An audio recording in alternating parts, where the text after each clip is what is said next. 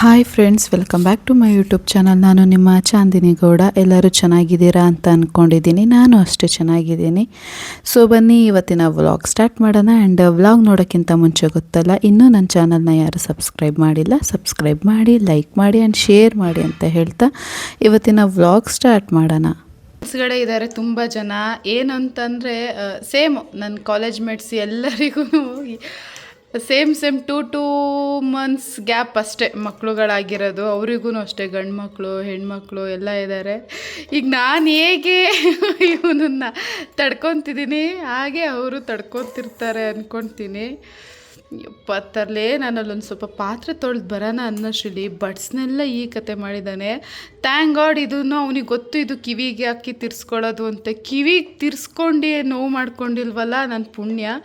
ನೋಡಿ ಬಂದು ಇವಾಗ ಎತ್ತಿಡಕ್ಕೆ ಒಂದ್ಸರಿ ಬಾಕ್ಸಿಗೆಲ್ಲ ತುಂಬಿದೆ, ಮತ್ತೆ ಚೆಲ್ಲಿ ಮತ್ತೆ ರಂಪಾಟ ಮಾಡ್ತಿದ್ದಾನೆ.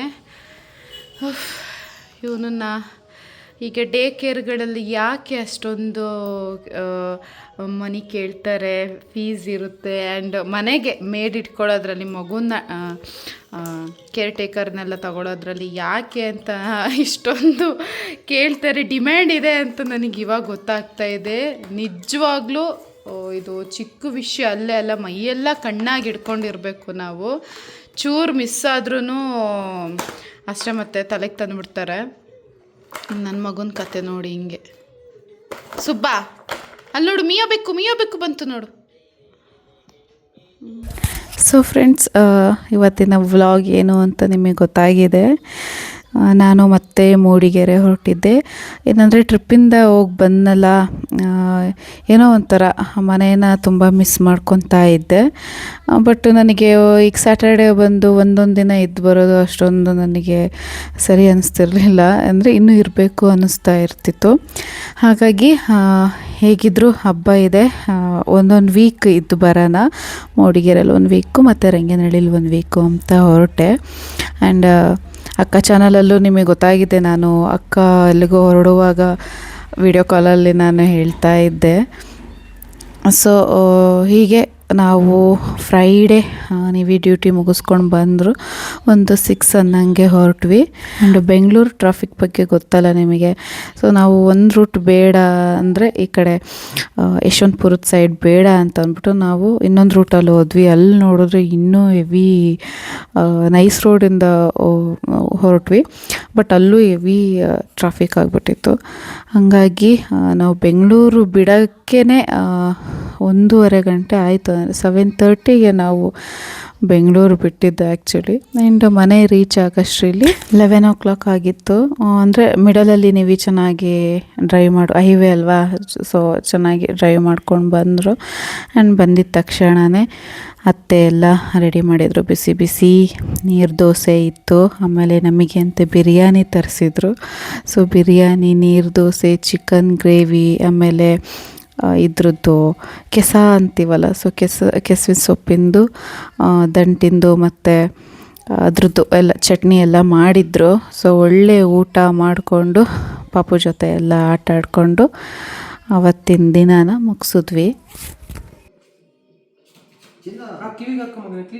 ಗೊತ್ತು ಕಿವಿಗೆ ಹಾಕೊಳ್ಳೋದಂತ, ಹಾಕಕ್ಕೆ ಬಿಡಬೇಡ, ಚುಚ್ಕೊಂತಾನೆ.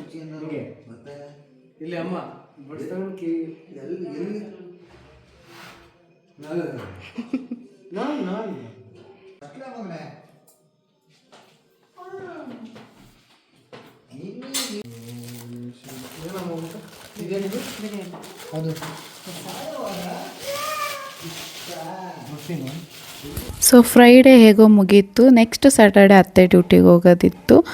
ಅವರೆಲ್ಲ ಅಡುಗೆ ಎಲ್ಲ ಮಾಡಿಟ್ಟು ಡ್ಯೂಟಿಗೆ ಹೋಗಿದ್ರು.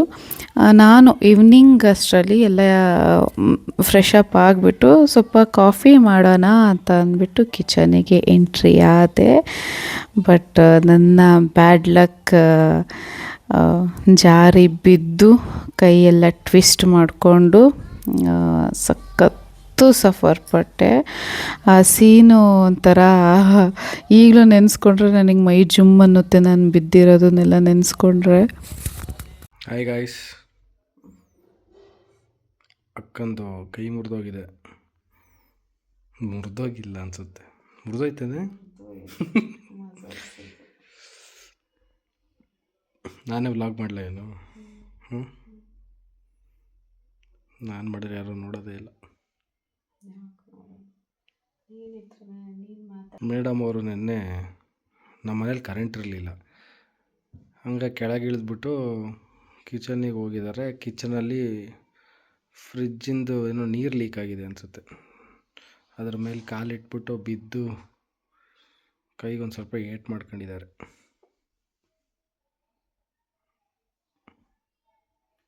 ಹದಿನೈದು ದಿನ ಮನೆಗೆ ಹೋಗ್ತೀನಿ ಅಂತಂದ್ಲು ಡಾಕ್ಟ್ರ್. 15 ದಿನ ರೆಸ್ಟ್ ಮಾಡಿ ಅಂದರು. ಆಮೇಲೆ ಏನು ಸುಮ್ಮನೆ ಪೇಯ್ನ್ ಇದ್ದಿದ್ರೆ ಏನು ಅನಿಸ್ತಿರ್ಲಿಲ್ಲ. ಇವನಿಗೆ ಫೀಡ್ ಮಾಡಿಸೋದಕ್ಕೂ ಪ್ರಾಬ್ಲಮ್ಮು, ಆ ಕಡೆ ಈ ಕಡೆ ತಿರುಗೋಕ್ಕೂ ಆಗಲ್ಲ. ಪಾಪು ನಿಂತ್ಕೊಳ್ಳೋಂಗಿಲ್ಲ ಅಂತಿದ್ದಾರೆ. ಅದು ಸ್ವಲ್ಪ ಜಾಸ್ತಿ ಬೇಜಾರಾಗ್ತಿರೋದು. ಅದೇನು ಅಂತಾರಲ್ಲ, ಬ್ಯಾಡ್ ಲಕ್ಕು. 15 ದಿನ ರೆಸ್ಟ್ ಮಾಡ್ತೀನಿ ಮನೇಲೇ ಇದ್ದು ಬೋರ್ ಆಗಿದೆ. ಊರಿಗೆ ಹೋದರೆ ಅಮ್ಮನ ಕೈಗೆ ಪಾಪು ಕೊಟ್ಬಿಟ್ಟು ಆರಾಮಾಗಿರ್ತೀನಿ ಅಂತೆಲ್ಲ ಅಂದ್ಕೊಂಡು ಬಂದೆ. ಈ ಥರ ರೆಸ್ಟ್ ಆಗುತ್ತೆ ಅಂದ್ಕೊಂಡಿರಲಿಲ್ಲ. Bad luck. ಇದು ಬೆಲ್ಟ್ ಅವರು ಡಾಕ್ಟರ್ ಕೊಡ್ತೀನಿ ಅಂತಂದರು. ಅದು ತುಂಬ ಹಿಂಸೆ ಆಗುತ್ತೆ, ಮಗು ಇಟ್ಕೊಂಡೋಗೆಲ್ಲ ಆಗಲ್ಲ. ಆಮೇಲೆ ಹಾಸ್ಪಿಟ್ಲಿಗೆ ಹೋಗೋತ್ತಿಗೆ ಹಿಂಗೆ ಹೋಗಿದ್ದಲ್ವ, ಡಾಕ್ಟರು ಇದೇ ಓಕೆ ಅಂತ ಹೇಳಿದ್ರು. ಈ ಥರನೇ ಬೆಸ್ಟ್ ಇದೆ, ಅದು ತೊಗೋಬೇಡಿ, ಹಿಂಗೇನೆ ಹ್ಯಾಂಗ್ ಮಾಡ್ಕೊಂಡಿರಿ ಅಂತ ಅಂದರು. ಹಾಗಾಗಿ ಇದು ಕಂಫರ್ಟಬಲ್ ಆಗಿದೆ. ಕೈ ಅಷ್ಟು ಹಿಂಗೆ ಎತ್ತಕ್ಕೆ ಮಾಡೋಕ್ಕೆ ಏನೂ ಇಲ್ಲ, ಜಸ್ಟ್ ಹಿಂಗೆ ಇಡ್ಬೋದು ಅಷ್ಟೇ. ಬಟ್ ತುಂಬ ಲಿಫ್ಟ್ ಮಾಡೋಕ್ಕೆಲ್ಲ ಆಗ್ತಾಯಿಲ್ಲ. ಇನ್ನೂ ಬೇಕಂತ ಹೇಳಿದ್ದಾರೆ. 1 ವೀಕು ಹೀಗೆ ಇರಬೇಕಂತೆ. ಆಮೇಲೆ ಆದಮೇಲೂ 1 ಮಂತು ಇಲ್ಲ 15 ಡೇಸು ಏನು ಭಾರ ಇರಬಾರ್ದು, ಹಿಂಗೆ ಅಂದಿದ್ದಾರೆ. ನೋಡೋಣ. ಅದಕ್ಕೆ ಇನ್ನು ನಾನು ವ್ಲಾಗ್ ಮಾಡ್ತೀನಿ, ಎಲ್ಲ ವ್ಯೂಸ್ ಜಾಸ್ತಿ ಕೊಡಿ. ಹೆಂಗೆ ಸ್ಟಾರ್ಟ್ ಮಾಡೋದು? ಹೆಂಗೆ ಸ್ಟಾರ್ಟ್ ಮಾಡೋದು? ಹೆಂಗೆ so friends, welcome back. Hi friends, welcome back to all in one ಗೌಡ್ತೇಜ್ ಯೂಟ್ಯೂಬ್ ಚಾನಲ್ ಅಂತ. ನಾನು ಚೆನ್ನಾಗಿದ್ದೀನಿ, ನೀವೆಲ್ಲರೂ ಚೆನ್ನಾಗಿದ್ದೀರ. ಎಷ್ಟು ಆಡ್ಕೊಂತಿದ್ದಾನೆ ನೋಡಿ. ಇನ್ನು ವ್ಲಾಗ್ಸ್ ಎಲ್ಲ ನಾನು ಮಾಡ್ತೀನಿ, ಎಲ್ಲ ಸಪೋರ್ಟ್ ಮಾಡಿ ಆಯಿತಾ? Full daily vlogs. ಏನೇನು ಮಾಡ್ತೀಯ? ನನ್ನ ತರಲೆ ಗಂಡ ಎಷ್ಟು ಆಡ್ಕೊತಾನೆ ನೋಡಿದ್ರಲ್ಲ. ಲಾಸ್ಟ್ ಒಂದು ಸೀನ್ ನೋಡಿದ್ರ, ಹೇಗ ಒಂದು ಆ್ಯಕ್ಷನ್ ಮಾಡ್ದ ಅಂದ್ಬಿಟ್ಟು ಹಿಂಗೆ ನಾನು ಜಾರ್ ಬಿದ್ದು ಈ ಕಡೆ ನನ್ನ ಎತ್ತು ಕೂತಿದ್ದೀನಿ. ಅಲ್ಲೂ ಒಂದು ಕಾಮಿಡಿ ಮಾಡಿ ಆ ನೋವಲ್ಲೂ ಅಳ್ತಾ ನಗಾಡ್ತಿದ್ದೀನಿ ನಾನು, ಗೊತ್ತಾ?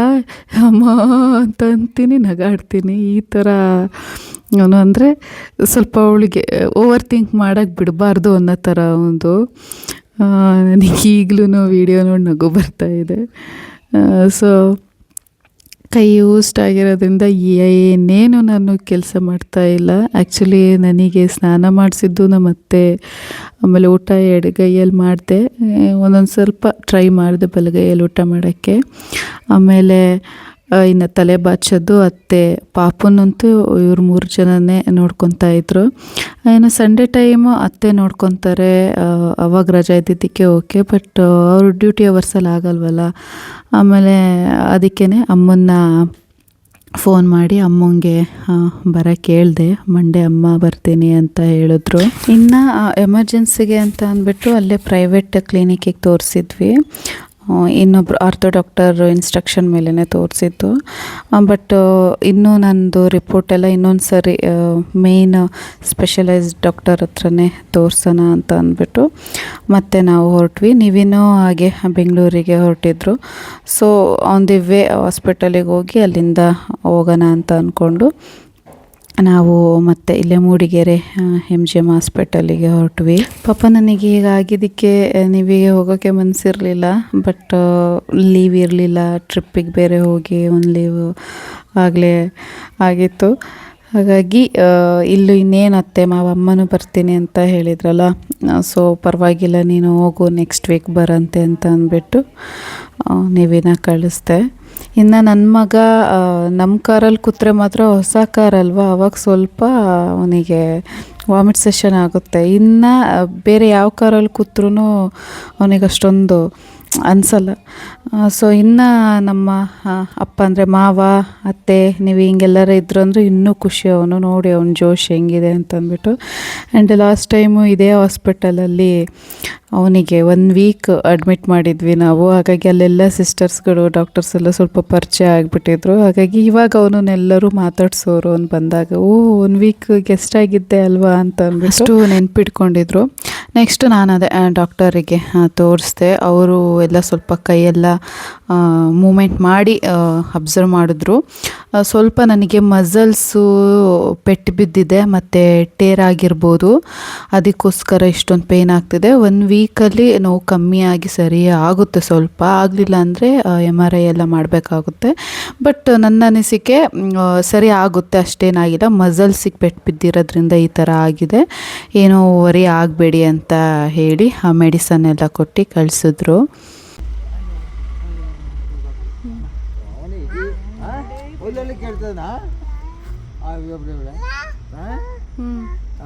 ಮನೇಲಿ ಕೂರೋದೊಂದು ಬಿಟ್ಟು ಇನ್ನೇನು ಬೇಕಾದ್ರೂ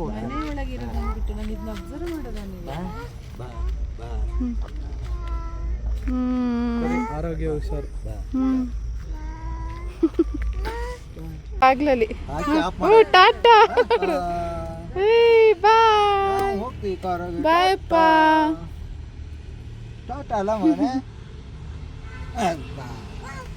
ಅವನಿಗೆ ಮನೆಯೊಳಗಿದ್ರೆ ಹಿಂಸೆ ಕಣಂಗೆ, ಹೊರಗಡೆ ಬಂದರೆ ಖುಷಿ. ಬಾಯ್. ಸರಿ ಬಾಯ್. ಹಾಂ ಹುಷಾರು. ಅಪ್ಪ ಹೇಳಲ್ಲಿ ಇಲ್ಲಿ ಇಲ್ಲಿ ಇಲ್ಲಿ ಬಾಯ್ ಬಾಯ್ ಇಲ್ಲಿ ಬಾಯ್ ಮಾಡು ಶ್ಯಾಮ್ ಅಪ್ಪಂಗೆ. ಇಲ್ಲಿ ಇಲ್ಲಿ ಬಾಯ್ ಮಾಡು ಬಬ್ಲು. ಟಾಟಾ. ಓ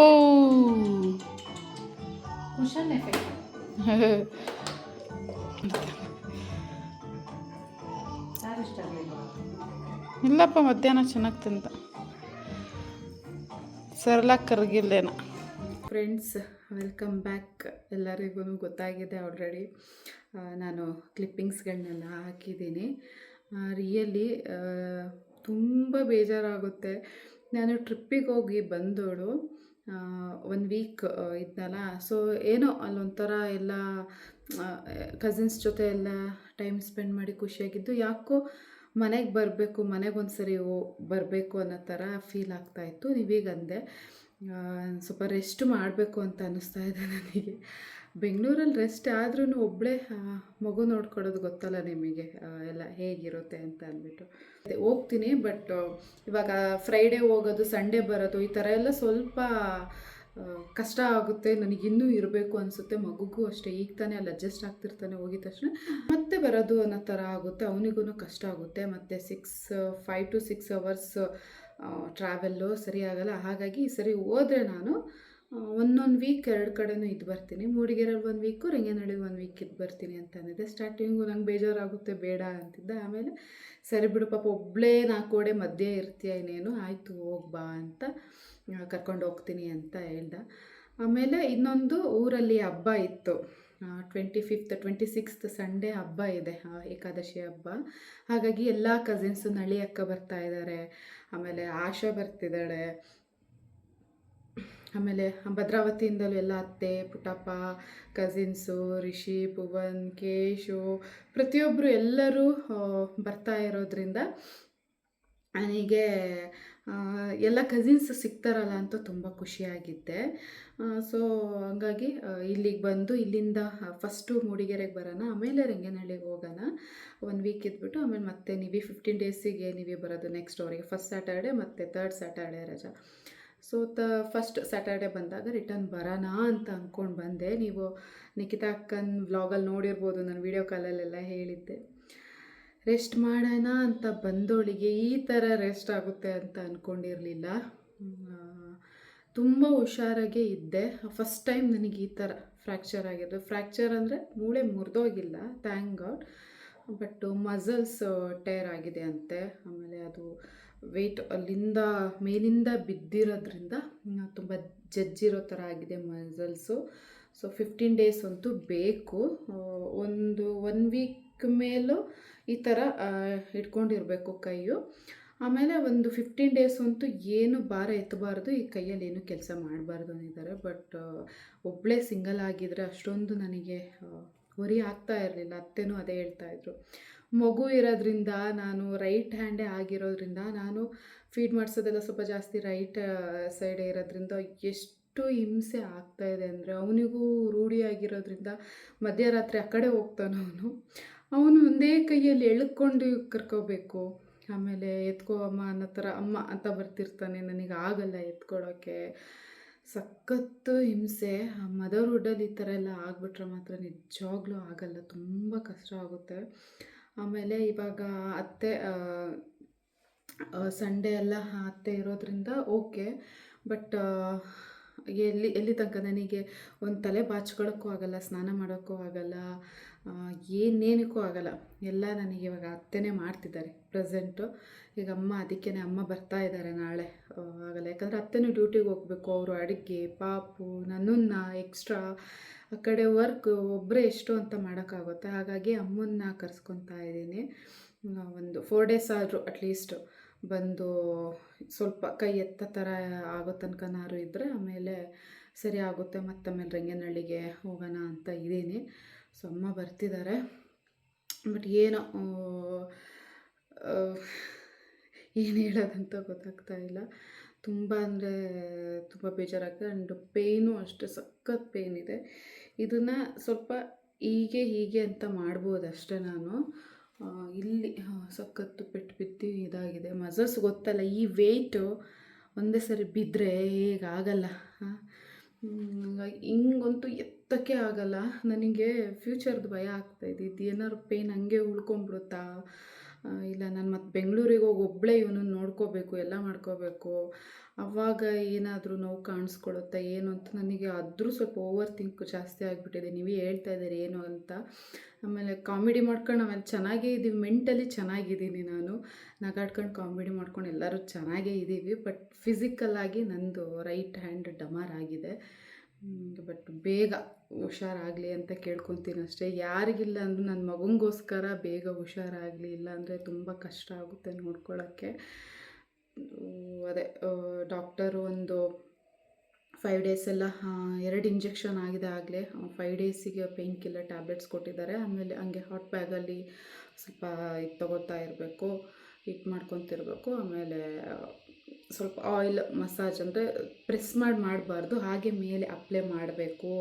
ಇವಾಗ ಮೂಗು ಮತ್ತು ಓಲಿನೆಲ್ಲ ಸ್ಪ್ರೇ ಬರುತ್ತಲ್ಲ, ಆ ಥರ ಎಲ್ಲ ಸ್ಪ್ರೇ ಹಾಕೋಬೇಕು ಅಂತ ಹೇಳಿದ್ದಾರೆ. ಸೊ ಹಾಗೆ ಮಾಡ್ತಾಯಿದ್ದೀನಿ.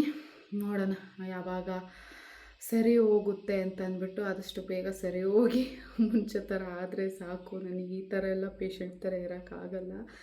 ಅದು ಏನೋ ಗೊತ್ತಿಲ್ಲ, ನನ್ನ ಬ್ಯಾಡ್ ಲಕ್ಕು. ಹೇಗಾಯಿತು ಅಂತ ನಾನು ನಿಮಗೆ ಅದು ಹೇಳಿದ್ದೀನಿ. ಅದು ಸೀನ್ ಮಾತ್ರ ನಾನು ಮತ್ತೆ ನೆನೆಸ್ಕೊಳಕ್ಕೆ ಹೋಗಲ್ಲ. ಎಲ್ಲರೂ ಸ್ವಲ್ಪ ನನಗೆ ಕೇಳ್ಕೊಳ್ಳಿ, ಬೇಗ ಹುಷಾರಾಗಲಿ ಅಂತ ಅಂದ್ಬಿಟ್ಟು. ಆಗ್ತಿಲ್ಲ, ಪೇಯ್ನು ಸ್ವಲ್ಪ ಹಿಂಗೆ ಅನ್ನೋಕ್ಕೂ ಆಗಲ್ಲ, ಜಾಸ್ತಿ ಇದು ಮಾಡೋಕ್ಕಾಗಲ್ಲ. ಸೊ ಇದೊಂದು ಸಪೋರ್ಟ್ ಇರೋದ್ರಿಂದ ಬೆಲ್ಟ್ ಬರುತ್ತೆ. ಡಾಕ್ಟರು ಬೇಡ, ಇದು ಕರೆಕ್ಟ್ ಇದೆ ಆ್ಯಕ್ಚುಲಿ. ನೀವು ಫೀಡೆಲ್ಲ ಮಾಡಿಸ್ತಿರೋದ್ರಿಂದ ಸ್ವಲ್ಪ ಮೂವ್ ಮಾಡೋಕ್ಕೆ ಏನಕ್ಕೆ ಆಗಲಿ ಕಂಫರ್ಟಬಲ್ ಆಗಿರುತ್ತೆ. ಇದು ಅತ್ತೆದು ಐಡಿಯಾ ಆ್ಯಕ್ಚುಲಿ. ಇಲ್ಲಿ ಬಿದ್ದಿದ ತಕ್ಷಣವೇ ಅವ್ರು ಆಫೀಸಿಂದ ಬಂದಿದ ತಕ್ಷಣ ಇದನ್ನು ಫಸ್ಟ್ ಅವ್ರು ಇದನ್ನು ಹಾಕಿದ್ದು. ಡಾಕ್ಟರ್ ನೋಡಿ ಇದೇ ಕಂಟಿನ್ಯೂ ಮಾಡಿ, ಬೆಲ್ಟ್ ಏನು ಬೇಡ ಅಂತಂದರು. ಹಾಗಾಗಿ ನಾನು ಇದರಲ್ಲೇ ಕಂಟಿನ್ಯೂ ಮಾಡ್ತಾಯಿದ್ದೀನಿ. ಸ್ವಲ್ಪ ಪರವಾಗಿಲ್ಲ, ಅಂದರೆ ತುಂಬ ಫ್ಲೆಕ್ಸಿಬಲ್ ಇದೆ. ಆ್ಯಂಡ್ ಆರಾಮಾಗಿ ಇದನ್ನು ಹಿಡ್ಕೊಬೋದು. ಬೆಲ್ಟ್ ಆಗಿದ್ದರೆ ಅದು ಬಟ್ಟೆ ಮೆಟೀರಿಯಲ್ ಒಂಥರ ಇರುತ್ತಲ್ಲ, ಸ್ಕಿನ್ನು ಎಲ್ಲ ತರ್ಚೋದು ಇರಿಟೇಷನ್ ಥರ ಆಗ್ತಿತ್ತೇನೋ. ಇದು ತುಂಬ ಸಾಫ್ಟ್ ಇರೋದ್ರಿಂದ ಬಟ್ಟೆ ಸ್ವಲ್ಪ ಓಕೆ. ಇಷ್ಟು ಆಗಿದ್ದು ಕತೆ. ಒಂದು ಅಪ್ಡೇಟ್ ಕೊಡಬೇಕು ಅಂತ ಬೇಜಾರಲ್ಲಿ ಆ್ಯಕ್ಚುಲಿ ಈ ವಿಡಿಯೋ ನಾನು ಹಾಕ್ತಾ ಇರೋದು. ಅಂದರೆ ನನ್ನದೇ ಐಡಿಯಾಸ್ಗಳು ಬೇರೆ ಇತ್ತು, ಹಬ್ಬ, ಫನ್, ಊರಿನ ವ್ಲಾಗ್ಸ್, ಏನೇನೋ ಆಸೆ ಇಟ್ಕೊಂಡು ಬಂದೆ. ಬಟ್ ಬ್ಯಾಡ್ ಲಕ್ ಈ ಥರ ಆಯಿತು. ಅದಕ್ಕೆ ಜಾಸ್ತಿ ಯಾವುದಕ್ಕೂ ಎಕ್ಸ್ಪೆಕ್ಟೇಷನ್ ಇಟ್ಕೊಬಾರ್ದು ಅಂತಾರಲ್ಲ, ಅದು ನಿಜ ಮಾತ್ರ. ನನ್ನ ವಿಚಾರದಲ್ಲಂತೂ ನಿಜ. ಏನು ಎಕ್ಸ್ಪೆಕ್ಟೇಷನ್ ಇಟ್ಕೊತೀನಿ ಅದು ಆಗಲ್ಲ. ಹಾಗಾಗಿ ಇಷ್ಟೇ, ಇದನ್ನು ನಾನು ಹೇಳ್ಕೊಳ್ಳೋಣ ನಿಮ್ಮ ಹತ್ರ ಅಂತ ಅಂದ್ಕೊಂಡು ವ್ಲಾಗ್ಸ್ ಮಾಡ್ತೆ. ಯಾಕಂದರೆ ಈಗ ನೆಕ್ಸ್ಟು ಹಬ್ಬಕ್ಕೆ ಹೋದಾಗ ಅದು ಇದು ವ್ಲಾಗ್ಗಳು ಬರುತ್ತೆ ಆಗುತ್ತೆ, ಕೆಲವೊಂದು ಸರಿ ಡಿಲೇ ಆಗುತ್ತೆ, ಇಲ್ಲ ನಂದಿಲ್ಲ ಅಂದರೂ ಅಕ್ಕ ಚಾನಲ್ ಆದರೂ ನಿಮಗೆ ಅಪ್ಡೇಟ್ಸ್ಗಳು ಸಿಗುತ್ತೆ. ಸೊ ಒಂದು ಹೇಳೋಣ ಅಂತ ಅಂದ್ಬಿಟ್ಟು ವ್ಲಾಗ್ ಮಾಡಿದೆ ಅಷ್ಟೇ. ಸೊ ಇಷ್ಟು ಇವತ್ತಿನ ವ್ಲಾಗ್. ಮತ್ತೆ ಗೊತ್ತಿಲ್ಲ ಯಾವ ವ್ಲಾಗ್ ಜೊತೆ ಬರ್ತೀನಿ, ಎಷ್ಟು ದಿನ ಆಗುತ್ತೆ ಅಂತ. ಸಾಧ್ಯ ಆದರೆ ಆದಷ್ಟು ಸ್ವಲ್ಪ ಎಂಗೇಜಲ್ಲಿ ಇರೋಕ್ಕೆ ಟ್ರೈ ಮಾಡ್ತೀನಿ. ಇನ್ನೇನು ಬರೀ ಕೂತ್ಕೊಂಡೇ ಇರೋದು ಕೆಲಸ ಅಲ್ವ, ಇನ್ನೇನು ಕೆಲಸ ಮಾಡೋಂಗಿಲ್ಲ. ಸೊ ವ್ಲಾಗ್ ಏನಾದರೂ ಮಾಡೋಕ್ಕಾದರೆ ವ್ಲಾಗ್ ಮಾಡ್ತೀನಿ. ಇಷ್ಟು ಹೇಳ್ತಾ ಇವತ್ತಿನ ಒಂದು ಪುಟ್ಟ ವ್ಲಾಗ್ ಇಲ್ಲಿಗೆ ಎಂಡ್ ಮಾಡ್ತೀನಿ. Thank you for watching and love you all.